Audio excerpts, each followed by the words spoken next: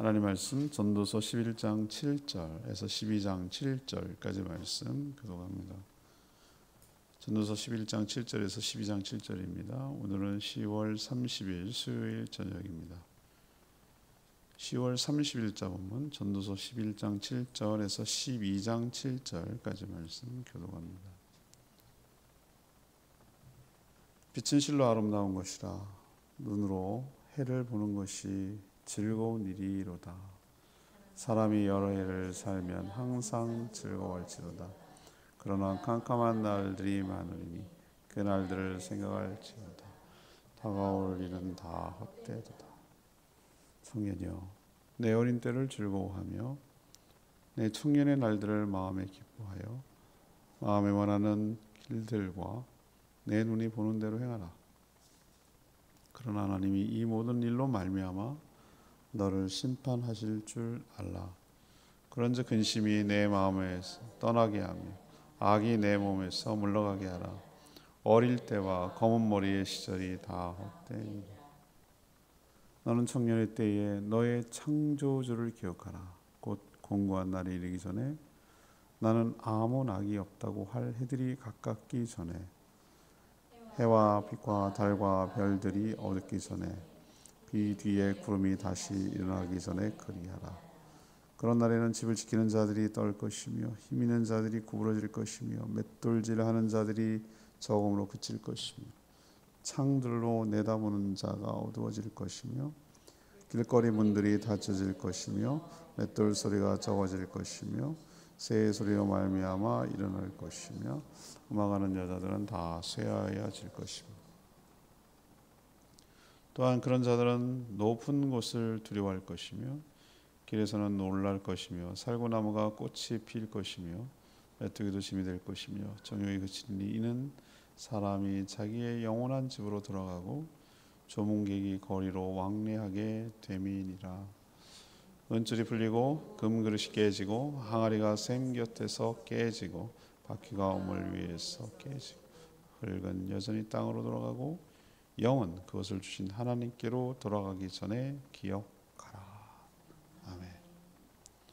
전도자는 젊은 날을 즐거워하며 하고 싶은 것을 마음껏 해보라고 권합니다. 그러나 하나님의 심판이 있음을 늘 기억하고 근심과 악에서 멀리 떠나라고 충고하고 있습니다. 또 늙고 병들어 공고한 날이 오기 전에 창조주 하나님을 기억하라고 권합니다. 젊음은 영원하지 않고 또 결국 죽음이 찾아와서 육신은 흙으로 가고 영은 하나님께로 돌아가니 그렇게 되기 전에 그 전에 창조주 하나님을 기억하라라고 권고하고 있는 것이죠. 오늘 질문은 이겁니다. 젊을 때 기억해야 할 것은 무엇입니까? 젊은 날에 기억해야 할 것은 무엇입니까? 이것이 오늘 질문이 되겠습니다. 먼저 11장 7절에서 10절까지 말씀, 젊음을 누리되 심판을 기억하라. 젊음을 누리되 심판을 기억하라. 이것이 첫 번째 교훈입니다. 전도자는 빛은 정말 아름답고 눈으로 해를 보는 것을 즐거운 일인 것처럼 살아있는 것이 축복이니 항상 즐겁게 지내라고 말을 합니다. 그렇습니다. 내 눈으로 아름다운 노을을 쳐다보는 것, 장엄한 일출을 볼 수 있다는 것, 그리고 가을의 정취를 느낄 수 있다는 것, 그 억새의 밭에 바람이 흔들리는 것을 내 눈으로 볼 수 있다는 것, 그것을 느낄 수 있다는 것, 숲의 시원한 공기와 맑은 공기를 내가 마음껏 마실 수 있다는 것, 이것이 얼마나 큰 축복인지 경험해 본 사람은 압니다. 살아있는 동안 특별히 내 두 발로 걷고 움직일 수 있을 때 그 젊을 때 즐겁게 그 젊음을 잘 누리고 즐기라고 이야기하고 있습니다. 특별히 늙고 병들어 죽어서 인생이 연기처럼 사라지기 전에 젊음을 누리고 즐기라고 권합니다. 젊을 때 마음에 원하는 것을 마음껏 해보고 싶은 것을 해보라고 말을 합니다. 눈에 보이는 대로 젊음을 누리고 즐기라고 권고합니다. 어르신들이 그런 얘기를 많이 하더군요. 아이고, 여행도 젊을 때 가야 되는 거야. 한 살이라도. 나중에는 못 따라다니겠다는 거예요. 힘들어서. 그게 이제 무슨 말인지 아는 거예요. 무슨 여행 가면 남하고 뒤처지지 말고 민폐는 안 끼치지 말아야 되는데 부지런히 쫓아다니려면 그게 버거운 거예요. 여행도 젊을 때 해야 되는 것이죠. 나중에 먹는 것도 이제 한계가 있어요. 못 먹어요, 못 먹어. 쳐다보고 있고만 있어요. 먹었더니 큰일 난다는 걸 몇 번 경험하고 나면은 이제 먹기가 두려워, 겁이 나요, 겁이 나. 왕년에 말이지, 막 뷔페에 가면은 기본 5접시였는데 막 이런 얘기하면서 2접시 먹으면 3접시 못 먹어요. 그런 날이 온다는 거죠. 서글프게. 내 얘기예요, 내 얘기. 이제 뷔페 가서 3접시를 못 먹는 거예요. 이제 2접시가 끼기예요, 끼. 그래서 잘 먹어야 돼, 골라야 돼. 그래서 옛날에는 막 일단 주워 담았는데 이제는 어떻게 하는지 아십니까? 일단 한 바퀴 돌아요. 한 바퀴 접시 들고 돌아. 여기는 어떻게 구성이 되어 있나 이러고 한 바퀴 돌고 뭐를 먹어야 될까 이렇게 고민을 해가면서 골라 먹어야 돼. 골라 먹어. 이제 막 먹을 수가 없어요. 이제는 고기 먹었던 큰일 납니다. 이제는 그 고기도 좋은 걸 먹긴 먹어야 되겠지만 이제 야채 먹어야 되고 뭐 이런 거 먹어야 돼. 자, 이것도 마음대로 안 되는 거구나 이런 생각이 들고 어떨 때는 눈이 침침해서 책을 읽으려고 그러면은 이게 진짜 왜 젊었을 때 책을 읽으라고 그러는지 이제 알겠네 이런 생각이 드는 거예요. 읽긴 읽죠. 읽은데 눈알이 빠져나갈 것 같고 피곤하고 막 그냥 집중 안 되고 그런단 말이죠. 모니터가 어른어른하고 어떨 때는 안 보여가지고 잠깐 쉬어가지고 밖에 빙빙 돌다가 또 봐야 되고 참 서글퍼요. 인생 참 서글퍼요. 자, 그러니까 이 말도 맞는 말이에요. 젊을 때 뭐 해라? 즐기고 누리고 해라. 그런 날이 곧 끝난다 이거죠. 그런데 마음대로 해보라. 마음대로 노세 젊어서 노세. 이게 이렇게 해석할 수가 있어요. 그게 아니라는 거예요. 인생 뭐 있나? 젊음이 뭐 있나? 젊음을 즐겨야지. 이렇게만 이게 해석하면 안 돼요. 그 뒤에 단서가 붙어야 되는 거예요. 그러나 항상 젊었을 때 기억해야 될 게 뭐라는 거죠? 인생이 끝나는 날이 있다는 거. 영원하지 않다는 거, 젊음이. 두 번째는 하나님이 심판하신다는 것. 요걸 기억해야 된다는 거예요. 그렇다면 하나님의 심판을 대비해서 젊은 날이 어떻게 살아야 될까? 10절 이제 10절. 근심이 떠나가게 하며 악이 몸에서 물러가게 하라라고 충고를 합니다. 만약 하나님이 심판하지 않는다. 이걸 의식하지 않는다 그러면 어떻게 합니까? 진짜 젊은 날에 지 하고 싶은 대로 지 정욕대로 지 마음대로 마구자루에 살다 어떻게 됩니까? 수많은 죄를 짓고 살다가 하나님의 심판 앞에 두렵고 떨리는 날이 엄습해 올 수 있고 정말 이제 늙었고 아무것도 못할 때가 허무해지고 인생 참 비참해질 수도 있다는 거죠. 끝이 있다, 심판이 있다. 이걸 늘 명심하면서 그 한도 내에서 테두리 안에서 삶을 즐기고 인생을 즐기라는 거예요. 그래서 전도사가 오늘 첫 번째 우리에게 주는 교훈은 하나님이 주신 이 생명을 뭐 하라는 겁니까? 생명과 젊음을 누리라는 거예요. 애 늙은이처럼 말이죠. 벌써 뭐 10대 됐는데 인생 다 산 것처럼 말이지. 그런 것도 난 정말 징그럽고 꼴보기 싫더라고요. 저는 너무 애답지 못한 거 있잖아요. 철이 일찍 들까라고 했더니 집안이 어려우면은 빨리 책임을 져야 되고 감당해야 되니까 그렇게 어른이 되어버렸더라고. 그래서 젊은 날을 하나도 할 줄 모르고 그때 해야 될 것, 통과해야 될 것, 누려야 될 걸 안 하고 나면 나중에 꼭 후회해가지고 뒤에 사고를 치더라고. 뒤에 안 해본 거 다 해보느라고 꼭 그러더라고요. 우리가 이 밸런스를 잘 갖춰야 되는 거야. 하나님이 주신 생명과 젊음을 누리되 인생의 늙음과 끝이 있다는 것과 하나님의 심판이 있다는 것을 의식해서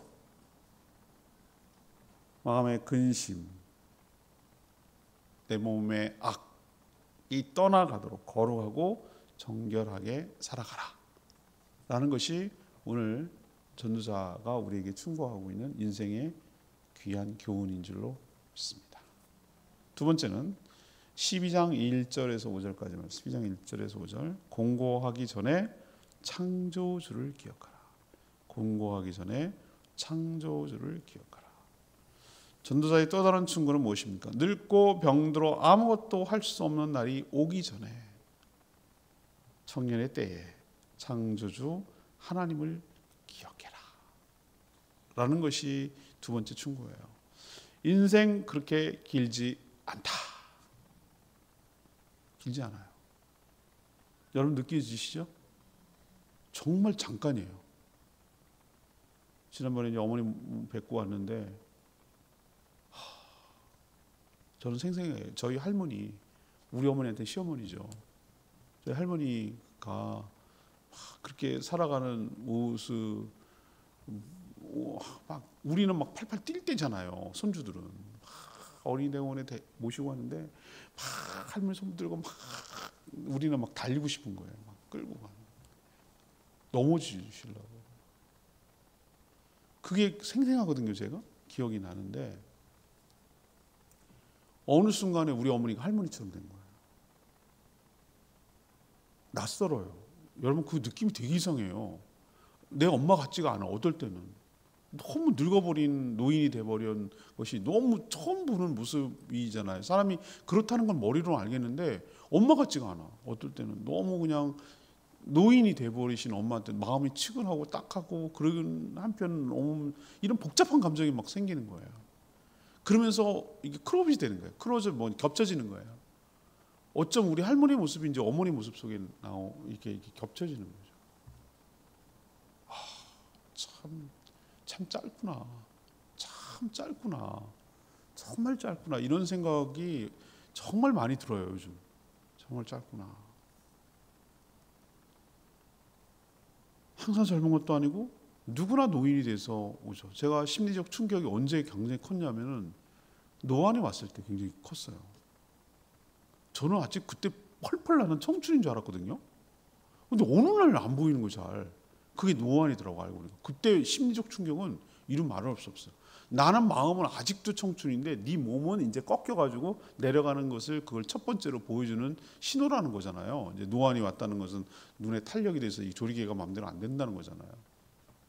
근육이 노화가 돼가지고 그때 정말 야 그 느낌 이상하더라고. 노인이 되면 온몸이 노화되어서 젊을 때 같지 않죠. 그래서 노인 체험이라는 거 여러분 하는 거 제가 TV에서 봤거든요. 그 뭐냐면 이 돋보기 같은 걸 이렇게 갖고 시야도 굉장히 좁아. 그다음에 여기다가 막 모래 주머니 뭐 여기 뭐 이렇게 차가지고 이렇게 걷는데 걷는 것도 쉽지 않아. 노인처럼 걷는 거지. 여기도 잘 안 보이니까 여기 좁으니까 더듬더듬거리고 조심조심해서 이렇게 하는 노인 체험하고 그래서 노인들 이해하게 된다는 거죠. 우리 장인어른도 건강하신 편인데 어떨 때냐면 계단 내려오고 이런 걸 되게 무서워하시더라고. 왜냐하면 잘 안 보이고 넘어지면 큰일 난다는 생각을 하기 때문에 막 우리처럼 그냥 탁탁탁탁 이렇게 내려가지 못해. 저도 이제는 어떨 때 계단 그러다가 다칠 수 있지 그런 생각 때문에 그렇게 함부로 탁탁탁 옛날처럼 내려가지 가볍게 그냥 퐁퐁퐁퐁퐁 나유리처럼 그렇게 못한단 말이에요. 그게 이제 이해가 되기 시작하는 거예요. 이래서 낙상하면은 넘어지면 큰 사고 나니까 계단도 이렇게 조심조심하고 붙들고 내려오고 이러는구나 라는 것을 이제는 조금씩 깨달아간단 말이죠. 그런 거예요. 그렇게 이제 노화 체험이라는 걸 일부러 체험해서 노인들 이해시키려고 하는 그런 것도 있었는데 오늘 노화를 어쩜 이렇게 은유적으로 잘 이 전도자가 묘사를 해놨는지 몰라요. 정말 그 노화 현상을 아주 적절한 비유로 설명해놨어요. 예를 들어 볼까 이런 거예요. 집을 지키는 자들이 떨 것이며 이게 뭔지 집을 지키는 자들이 왜 떱니까? 이거는 내 몸의 상태를 이야기하는 거예요. 이건 뭘 말하는 거죠? 팔다리가 떨려. 파킨슨 병 아니더라도 괜히 손이 떨립니다. 노인들 그렇잖아요. 어느 순간 보니까 손이 약간 떨리던데요. 그래서 뭐 펜을 잡거나 찻잔 잡을 때고 굉장히 심한 분들은 파킨슨 병은 말할 것도 없고 뭐 벌벌벌 이렇게 떨고 그걸 이게 붙들고 이렇게 손을 붙들고 있어야 된다니까요. 손이 떨리잖아요. 이렇게. 여러분 그거 느낄 때 저분이 저렇게 될 줄 몰랐다. 이렇게 느껴지잖아요. 그리고 허리도 구부러져요. 당연히 허브로 구부러지죠. 보면은 힘 있는 자들이 구부러질 거. 이게 다 허리 구부러지는 거예요. 노인들이 이게 허브로 구부러 90도로 걷잖아요. 허리 딱 꺾여가지고 딱 쳐다보면서. 참. 그리고 맷돌은 이를 말한 이 치아가 다 상해가지고 맷돌을 못 가는 거예요. 맷돌질하는 거 적은 거예요. 그 이제 그러니까 소리가 그치는 거죠. 오복이라고 그러잖아요. 치아 건강. 참, 전 아직까지 임플란트 안 하고 정말 감사하게 생각해요. 하나는 타고 그래도 너무 고생을 많이 했어요. 저 어렸을 때. 그래가지고 얼마나 무서운지를 아는 거예요. 제가 치과 냄새가 싫어. 나는 그 냄새, 특유의 냄새가 너무 무서워. 그래서 얼마나 열심히 먹으면 닦고 안 먹 이빨 안 닦으려고 안 먹어요. 그 정도로 하는 거란 말이에요. 치아가 망가진다. 이거 참 비참합니다.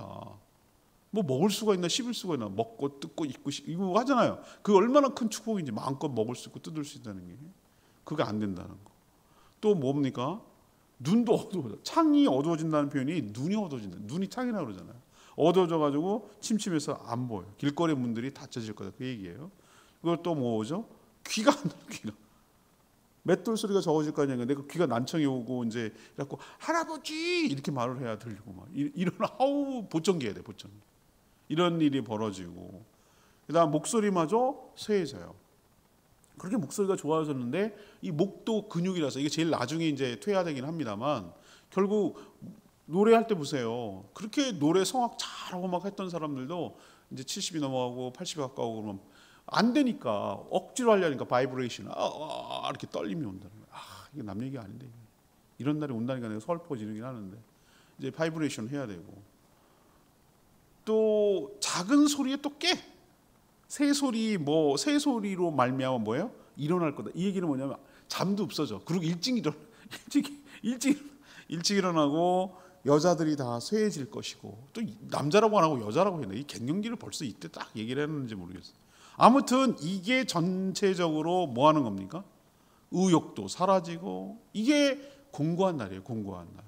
이 공고한 날이라고 말하는 게 이런 거예요. 내 몸이 내 맘 같지 않고 마음대로 되지 않은 그때에 그렇게 되기 전에 그렇게 공고한 날이 오기 전에 공고한 날이 닥치면 자연스럽게 나는 무엇을 생각하는가? 내 인생의 끝과 죽음과 이런 것을 생각할 수밖에 없어요.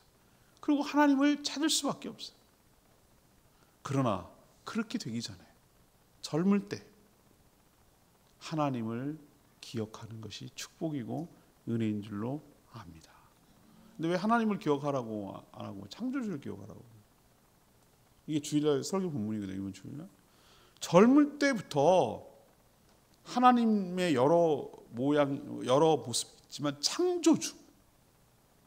이 세상에 처음 만든 분 누구이고 통치하는 분이 누구고 누가 다스리고 누가 심판하고 누가 끝을 낼 것인가의 오너가 누군가. 이 세상의 주권을 누가 갖고 있는가? 창조주 하나님.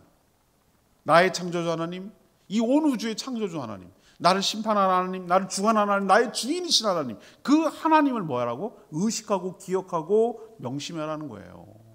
그게 축복이에요. 그걸 아는 것이 내가 내 인생을 바로 살아가는데 굉장한 중요한 나에게 영향력을 주는 거예요. 창조주를 알고 모르고의 차이는 천재. 이거는 뭐 너무너무 큰 차이예요. 창조주를 아는 사람은 함부로 경고망동하고 살아갈 수가 없어요. 내 인생에 끝이 있다는 걸 알고 그 뒤에 심판이 있다는 걸 알고 누가 주인인지를 알기 때문에 함부로 안 살아요. 모르면 막 사는 거예요. 자기가 주인인 줄 알아요.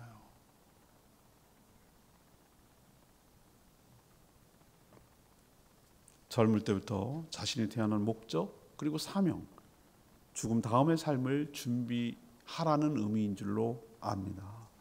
이것은 하나님과의 관계 속에서 네 인생을 살아가라 라고 이야기하는 내용이 오늘 공고한 날, 늙고 병들고 죽기 전에 공고한 날에 이르기 전에 너의, 남이 아니라 너의 하나님, 너의 창조주 하나님을 기억하라. 이것이 지혜롭게 살아가는 것이다 라고 얘기하고 있습니다. 세 번째 12장 6절 7절 말씀. 죽음이 오기 전에 하나님을 기억해라. 죽음이 오기 전에 하나님을 기억해라. 지난 주일날도 말씀드렸습니다. 사람은 살아있을 때만 기회가 있어요. 죽음 다음에는 아무런 기회가 없어요. 사람마다 얼마 살지 모르지만 확실하고 분명한 사실은 누구도 예외 없이 모두 다 죽는다는 사실이에요. 앞에서는 공고한 날, 곧 늙고 병들어 아무것도 할 수 없을 때 이르기 전에 하나님을 기억하고, 그때 막 하나님 자꾸 막 그러지 말고 그 전에 젊을 때부터 하나님을 알고 믿어 주님의 뜻에 따라 순종하라고 충고를 하고 있죠. 뒤에는 공고한 날이라고 해도 아직은 기회가 있어요. 임종하기 전에도 기회는 있어요. 저 몇 번 그런 경험했잖아요. 임종 직전에도 하나님을 찾고 부르고 해서 기회가 있었잖아요. 아직 죽지 않았기 때문에, 들을 수 있기 때문에, 절대 변하지 않았을 것 같은 은줄이 풀리고, 이 표현이 뭔지 아세요? 안 변할 것 같은 게 변한다는 거예요. 은줄이 풀린다. 은은 안 변하는 것을 말하거든요. 금그릇이 깨진다. 여러분 금그릇 깨지는 거 보셨어요? 금그릇 웬만해서 안 깨집니다. 그거 금은 변하지도 않고 불에 타지도 않고. 항아리가 샘 곁에서 깨지고, 어이없는 일이죠. 바퀴가 우물 위에서 깨지고, 이 말도 안 되는, 이 말이 안 되는 일이 사람 속에서 일어난다는 거예요. 왜 바퀴가 우물 위에서 깨져? 사람이 죽으려면 어이없이 죽어요. 왜 접시물에 코 박고 죽는다고 그러잖아요. 그렇잖아요. 사람이 어이없이 죽어요. 어이없이 죽어. 우리 삼다칼국수 권사님 하도 안 오셔가지고 내가 신방 갔다니까요. 복 있는 사람 들고. 아버님이 돌아가셨대요. 그 사이에. 89 노인이 차를 갖다가 운전하시다가 그 집 앞에 자기 창고지, 자기 집에서 자기 창고 가서 박아가지고 막 응급으로 가가지고 수술 받았는데, 노인이시잖아. 89세. 결국 그게 못 견뎌내고 결국은 그 곳으로 돌아가셨다고요. 그 자기가 막 갑자기 멘붕이 와가지고 어떻게 할 바를 모르겠더래. 본인은 장녀거든요. 인생 환갑을 지났다고 하는데도 인생 모르겠더래요. 어떻게 대처를 해야 되지 자기가 모르겠더래. 어머니 혼자 있는데 무서워하고 외로워하고 막 염려하니까 거기서 지금 출퇴근하느라고 정신이 없으신 거죠. 그냥 위로해주고 왔어요. 사람이 죽으려면 어이없이 죽어요. 여러분 사람들 내가 예고하고 죽는 거 봤어요? 이렇게 죽을 거라고 생각합니까? 사고 날 때? 우물 위에 바퀴가 우물 위에서 깨진다고요. 항아리가 샘 곁에 깨지고 어이없이 죽어. 이렇게 당연히 예측되는 것도 있고 안 되는 것도 있고. 아니 금항아리가 깨지리라고 생각이나 했겠어? 깨지지. 이게 다 죽음을 의미하는 거예요. 예상된 죽음이든 예측 못하던 죽음이든 이게 사람의 끝지점이 그거라는 거지. 앞서거니 뒤서거니 해도 죽는데 순서 있습니까? 제가 먼저 갈지 여러분이 먼저 갈지 누가 아무도 모르는 거야. 그렇지만 끝이 아니고 오늘 뒤에 뭐를 얘기합니까? 7절에 죽으면 흙은 만든 육신은 흙으로 돌아가고. 하나님이 뭐를 창조했다고 그랬습니까? 흙으로 빚어서 이 육신의 모양을 만드시고 그 안에 생기를 넣어서 생명이 됐다고 그랬잖아요. 살아있는 영이 됐다고 그랬는데, 흙은 재료니까. 여러분 보세요. 시신 갖다 놔두고 한참 지나가면은 다 살도 썩고 다 썩잖아요. 뼈도 오래 놔두면 결국은 뭡니까? 그것도 다 그냥 흙으로 돌아가. 그렇지만 그게 끝이 아니에요. 그게 본질이 아니라는 거잖아요. 생기를 얻다, 그래서 생명이 될 때 그 생기, 그 영이 그 사람의 본질이에요. 육신이 아니고. 그 영혼은 어디로 돌아간다고 말합니까? 그 영혼은 하나님께로 돌아가느니라. 그래서 돌아간다 그래. 돌아가셨다 그래. 소멸됐다. 없어졌다.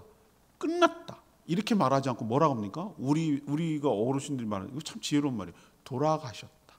돌아가셨다는 건 뭐예요? 원래 자리로 갔다는 얘기예요. 가야 될 곳으로 간다는 뜻이에요. 돌아가셨다. 아주 좋은 말이에요. 돌아가셨다. 성경적이에요. 하나님 앞에 서게 된다. 그 영혼을 창조한 하나님께로 다시 부메랑처럼 쭉 살다가 다시 되돌아오게 된다. 그때가 온다. 그때는 이미 늦었다. 숨이 붙어있을 때 죄를 회개하고 예수 그리스도를 영접하고 구원을 받아야 죽은 다음에 진짜 허망한 꼴 당하지 않는다. 믿지 않고 그렇게 믿으라고, 그렇게 예수 믿고 천국 가라고 회개하고 그러라고 죽은 다음에 어디 갈 데 있으십니까? 우리 손현모 목사님 지난번 세미나에 그 얘기 맨날 하더만. 전도할 때 그런데 선생님 어차피 일어나 저러나 우리 다 죽습니다. 그렇지. 죽은 다음에 갈 데 있습니까? 이렇게 그분이 그렇게 물어본다는 거예요. 이 재수없게 맨날 죽는 얘기만 한다고 막 해도 가만 생각해보면 그 말이 맞거든. 죽은 다음에 갈 데가 내가 어딘지 모르겠는 거라.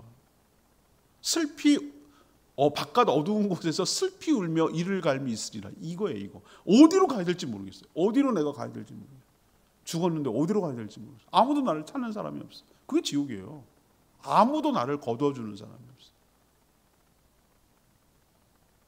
제가 생명의 삶 때 말씀드리잖아요. 땅 따먹게 하고 밤에 놀다가 들어와서 밥 먹어야지. 그러면 이제 그래도 놀아. 애들이 놀고 싶어 하죠. 근데 못 노는 순간이 오는데 해가 져서 이렇게 깜깜해지면 못 놀아. 지가 놀고 싶어도 안 보여. 보여서 뭘 놀 수가 없어. 땅 따먹기가 안 돼요. 그럼 내가 그렇게 열심히 손이 부러지라고 열심히 땅을 따갖고 많이 넓혀놨는데도 말짱꽝이고 다 놓고 가야 돼. 그건 이제 없는 거예요. 없는 게. 그래서 난 어디로 가야 되지? 집으로 가는데 집이 어디지? 부모님이 계신 곳이 여러분의 집인 줄 압니다. 나의 아버지가 계신 곳이 내가 그 집에 뭘 기여를 했냐고요. 아무것도 한 게 없어요. 그냥 자녀니까 나를 받아주고 자녀니까 모든 혜택을 주는 거고 자녀니까 부모가 누리고 있는 것을 똑같이 다 누리는 거예요. 하나님이 계신 곳에 내가 자녀니까 들어가는 거고 자녀이기 때문에 아버지가 누리는 것을 내가 다 똑같이 상속받아 누리게 될 줄로 믿습니다. 그게 천국이란 말이에요. 근데 아무도 날 안 불러줘. 인생 잘 놀았어. 신나게 놀았어. 땅도 많이 차지했어. 근데 깜깜한 밤이 왔어. 어디 갈 데가 없어. 어디 불러주는 사람도 없어. 날 인도에 가는 사람도 없어. 거기가 지옥이에요. 땅 많이 따놓으면 뭐 할 거냐고요. 죽은 다음에 불러주는 사람이 없는데 갈 데가 없는데 이걸 그 얘기하는 거예요. 지금 그 얘기를 하는 거예요. 그러니 살아있을 때 깜깜해지기 전에 해지기 전에 인생의 해가 지기 전에 그래도 마지막 기회가 남아있을 때 그때 창조주 하나님을 기억하고 돌이켜서 그 다음을 준비하라고 죽은 다음에 갈 데가 있는 곳을 만들어 두라고 그 다음이 끝이 아니라 흙으로 몸은 돌아가지만 그 영혼은 하나님께로 앞에 서게 되니 갈 데를 만들어 놓으라고 하나님과의 관계를 회복하라고 그 얘기를 젊을 때 하라고 그렇게 얘기하고 있습니다. 제가 지난번에 기도 시간에도 말씀드렸잖아요. 향상교회 있을 때 그 권사님 아직도 생각난다니까. 가장 후회되는 게 뭐냐고 그러실 때 내가 젊을 때 진작에 예수를 믿었어야 되는데 내가 늦은 나이에 예수 그때만 해도 대단하신 것 같아. 그래갖고 남들 못하는 건 난 배로 해야 된다나? 그 말 하시는 거예요. 그러니까 너무 늦었다 이거야. 나는 늦게 시작했다 이거예요. 늦게 시작했으니 나는 더 열심히 해야 된다는 거예요. 그래서 그냥 그 돌아가실 때까지 그냥 몸된 교회고 뭐라도 그 80 노인이 뭐 하는 거 보면 내가 마음이 짠한데 그분의 삶을 보면서 내가 그걸 느끼는 거예요. 그걸 이 얘기를 젊은 사람들한테 해줘야 되는데 젊은 사람들한테 한 살이라도 젊을 때 제일 좋은 건 어려서부터 교회에서 사무엘처럼 잘하는 거죠. 나유리 같은 애 잘 그렇게 커야 돼요. 그렇게 그런 식으로 교회가 놀이터예요. 교회가 학교예요. 교회가 밥 먹는 식당이에요. 교회가 나의 삶의 전 그렇게 자랐지. 부모님 그러니까 그냥 그렇게 자라는 거예요. 뭐 거기 바깥에 떠나본 적이 없어. 그냥 교회가 나의 삶의 전부야. 그냥 나의 삶의 터전이야. 그렇게 자라야지. 그래서 말씀도 듣고 거기서 친구도 사귀고 거기서 놀고 거기서 그렇게 하는 거지 뭐. 그렇게 배운 거지. 가랑비에 옷 젖듯이 말씀 배우고 어떻게 살아가는 것인지 알고 그렇게 쫙 은혜 받고 변화돼가지고 그렇게 평생 동안 하나님을 위해서 헌신하는 게 그게 복된 인생이죠. 아멘입니까? 느드막 그냥 임종 맞이해가지고 예수 믿으셔야 천국 가요. 그렇게 해가지고 가까스로 있으면 그것도 귀한 일입니다. 아니 막차 탔잖아요. 그래도 그런데 부끄러울 것 같아요. 저는 한 게 없어. 평생 기회를 줬는데 그냥 허송세월하다가 막차 타고 물론 그것도 굉장히 영광스러운 일인데 막차 타고 겨우 갔어. 그거 부끄럽지 않으세요? 그렇게 되지 않도록 어려서부터 젊을 때부터 하나님 나라를 위해서 온전히 헌신하며 죽게 붙들려서 주님의 뜻을 이루며 살아가는 복된 인생이 의미 있고 가치 있고 축복받은 인생인 줄 믿습니다. 오늘 내 말씀이 10절 말씀 7장 10절이 아니고 11장 10절. 그런즉 근심이 내 마음에서 떠나게 하며 악이 내 몸에서 물러가게 하라. 어릴 때와 검은 머리의 시절이 다 헛되니라. 사람이 여러분 왜 근심하죠? 왜 사람이 근심합니까? 한번 생각해 보세요. 여러분 뭘 염려하고 두려워하고 걱정합니까? 내가 가지고 있는 것을 잃어버릴까 봐. 내가 가지고 있는 것을 빼앗길까 봐 두려워하는 거예요. 아무것도 잃어버릴 것이 없는 사람은 두려울 게 없어요. 그렇잖아요? 내가 잃을 게 없는 사람 이거보다 더 뭐 나쁜 게 더 뭐 어디 있다고 그러는 거냐. 근데 왜 근심하냐? 내 욕망을 채우려고 하는데 내 뜻대로 안 되니까 화가 나고 근심하고 염려가 되는 거예요. 불확실하고 불투명한 미래를 알 수 없기 때문에 근심하는 거예요. 이 모든 것들이 전부 다 하나님이 배제된 믿음 없는 삶을 살아갈 때 근심할 수밖에 없어요. 하나님을 신뢰하면 불투명한 미래지만 하나님을 믿는 거죠. 내 미래를 믿는 것이 아니고 내 어떻게 될까 운을 믿는 게 아니고 내가 한 만큼 뭐가 되는 게 아니고 하나님을 믿는 거죠. 이게 믿음 없이 살아간다는 게 얼마나 불안한지 여러분 아셔야 돼요. 믿음 없으면 살 수가 없어요, 여러분. 어떻게 살겠어요? 내 인생이 어떻게 될지 아무도 모르고 그렇잖아요. 하나님을 믿는 거죠. 하나님이 나 좋은 분이고 내가 생각한 것보다 훨씬 더 나를 더 사랑하시고 나를 어떻게든지 더 위해 주시려고 하시는 분이고 부모가 되면 여러분 알잖아요. 부모가 되면 하나님의 천만분의 1 정도는 알까? 조금 느끼는 거예요. 부모 마음을. 하나님은 부모보다 훨씬 더 잘해 주실 거란 말이지. 부모는 한계가 있지만 하나님은 한계가 없잖아요. 무한한 사랑으로 우리를 퍼부어 주실 거예요. 가장 우리를 존귀하게 생각하고 가장 아주 예뻐해 죽을 만큼 아주 그냥 사랑하신단 말이죠. 그분을 내가 알고 믿고 있단 말이에요. 그분을 신뢰해야 돼요. 그분이 가장 좋은 길로 인도할 것이라고 믿고 그 사랑을 신뢰하면 근심이 안 생기죠.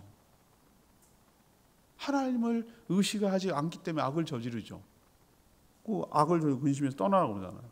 이런 삶을 살수록 허망한 결과를 가져오죠. 늙어서 믿는 것도 복이 되지만 제가 아까 말했잖아요. 더 큰 축복은 젊을 때부터 하나님께 붙들려서 평생을 주님께 헌신하며 살아가는 인생이야말로 최고의 축복인 줄 믿습니다. 오늘 말씀 붙들고 기도하기 전에 주께 가까이 724장